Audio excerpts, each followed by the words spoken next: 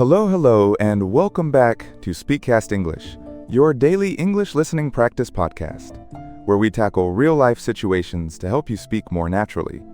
That's right! I'm Emma, and I'm super excited for today's episode, Andrew, because I think we've all been there. It's one of those moments that makes your heart pound a little. Absolutely, Emma. Today, we're diving into a very common and sometimes very stressful scenario. The taxi driver took the wrong route. Or maybe you just think, they did. Oh, I know that feeling. That pit in your stomach when you look out the window and nothing looks familiar. My mind just goes blank. Exactly. We're going to talk about how to confirm your destination, handle those unexpected detours, and even pay correctly without a language barrier. By the end of this episode, you'll be able to confidently use 3 practical phrases that will make all the difference in these tricky situations. 3 phrases? That's a promise I can get behind. I usually just freeze or point frantically. Chuckles, we've all done it. So let's set the scene. Imagine you've just arrived in a new city, or maybe you're in your own city but going to a new place. You hop into a taxi, give the address, and everything seems fine, until it isn't. I've been there. I remember one time I was going to a friend's housewarming party. I gave the address to the driver, or at least I thought I did clearly. We drove for ages, and then he pulled up outside a hardware store. A hardware store? Oh no! Was your friend having a very unusual party? No, definitely not. I was so embarrassed. I just mumbled, "No, not here," and pointed vaguely. It was a complete disaster. We were completely lost in translation. Lost in translation. That's a great phrase to describe it, Emma. It means a misunderstanding that happens because people are speaking different languages or don't understand each other's cultural context. It sounds like you and the driver were definitely lost in translation. We absolutely were. And it's not just about getting lost. Sometimes it feels like they're taking a longer route on purpose to charge more. Do you ever get that feeling? I definitely do, Emma. And sometimes it's true, sometimes it's not. Sometimes they might know a shortcut or avoid traffic. But the important thing is how we communicate our concerns, clearly and politely. I remember once, I was heading to my favorite coffee shop. You know how particular I am about my morning brew, and the driver started going in the opposite direction. Wait, you're kidding? Like away from the coffee? That's a serious offense. A very serious offense, Emma. My internal coffee radar was going off. I was about to panic, but then I remembered my own advice. I took a deep breath.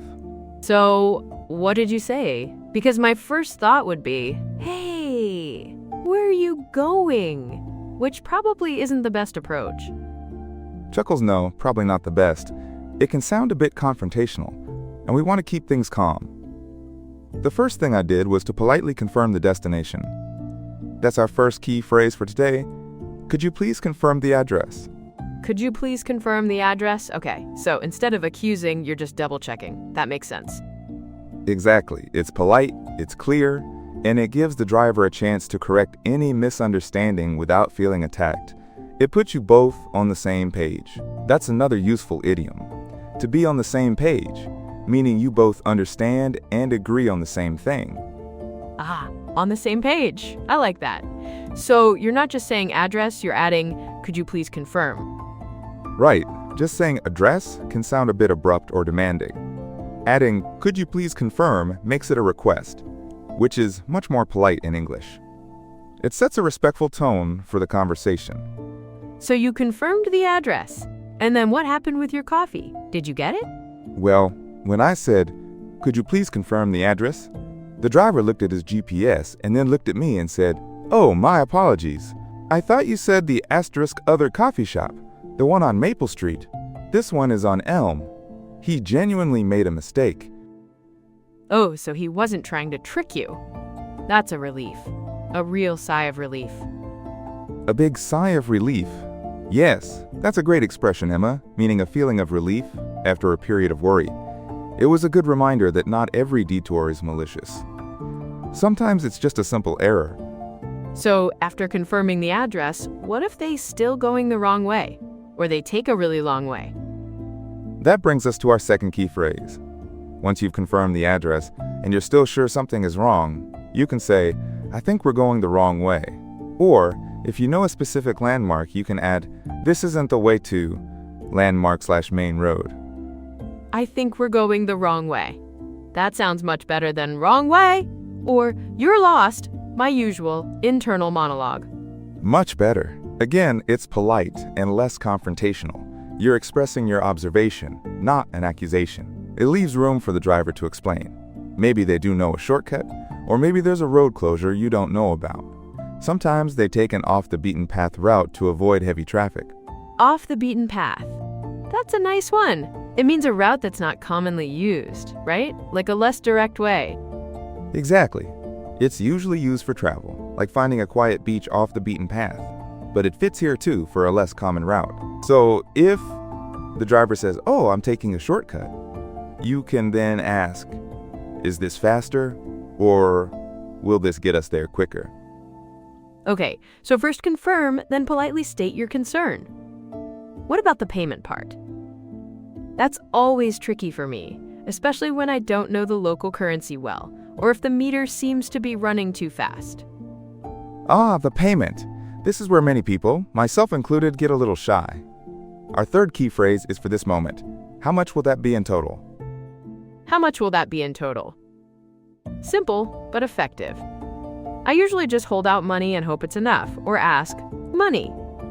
Money is definitely direct, but how much will that be in total is much clearer and more polite. It asks for the final amount, so there are no surprises.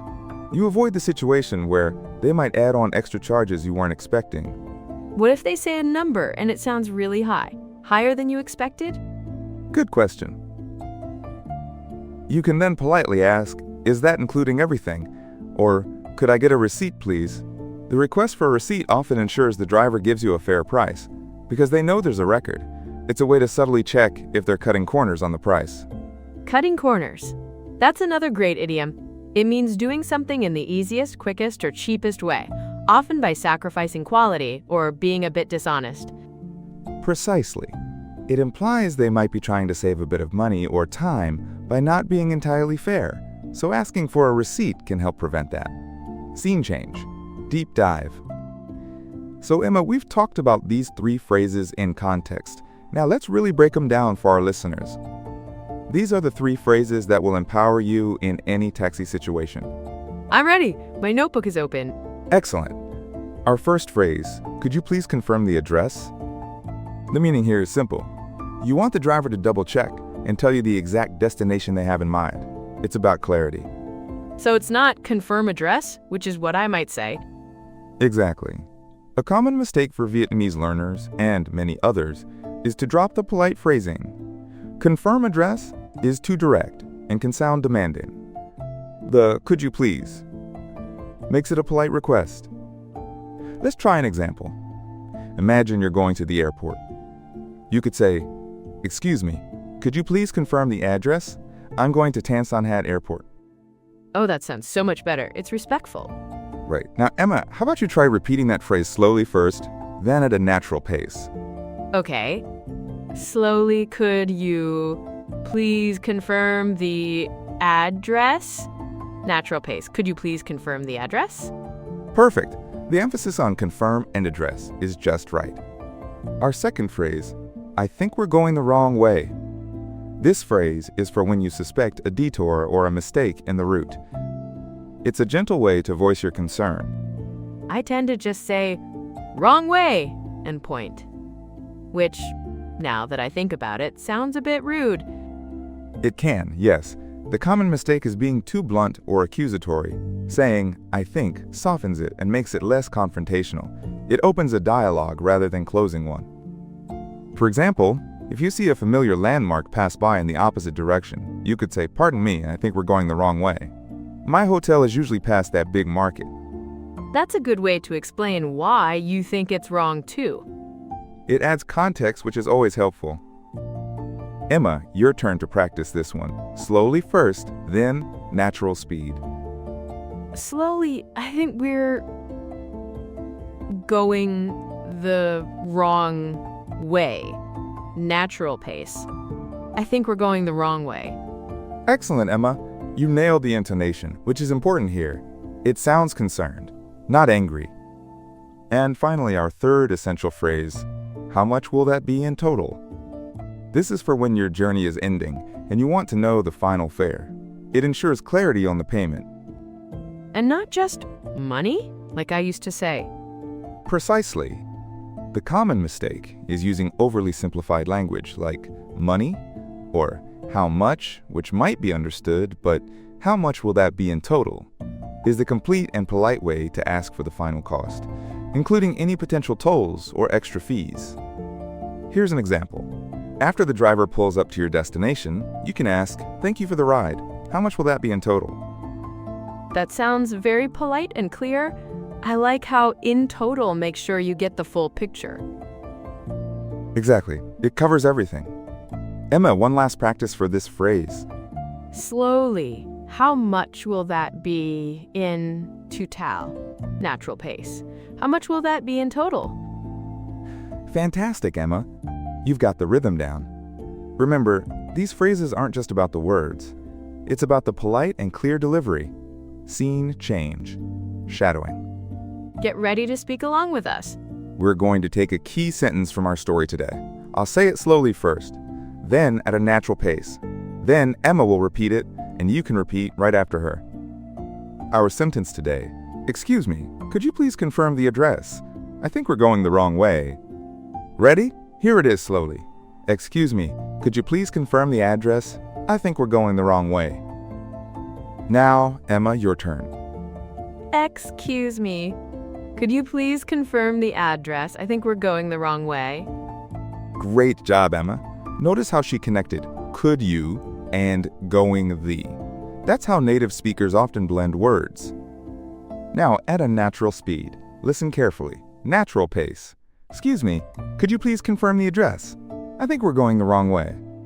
Emma, your turn at natural speed. Natural pace. Excuse me, could you please confirm the address? I think we're going the wrong way. Excellent, Emma. That was really smooth. Pay attention to the rising intonation on address, because it's a question, and then the slightly falling intonation on wrong way as you state your concern.